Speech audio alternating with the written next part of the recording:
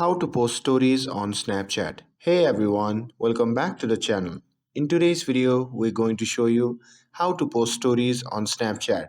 Whether you are new to Snapchat or just looking to learn more about stories, we've got you covered. Now, without further ado, let's dive in. First thing first, open the Snapchat app on your phone. You should land your camera where you can take photos or videos. To post a story, you will need to create something to share.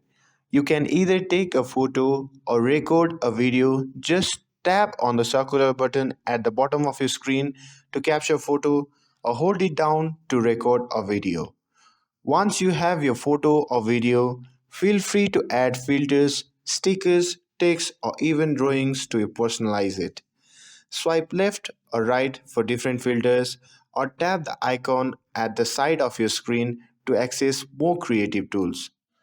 Once you are happy with your content, simply tap on the story icon on the bottom of your screen, and your snap will be posted to your Snapchat story, and all your friends will be able to view it for next 24 hours.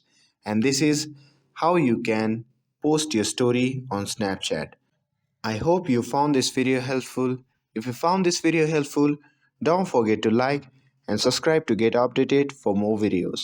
Thanks for watching, and I'll see you in the next video.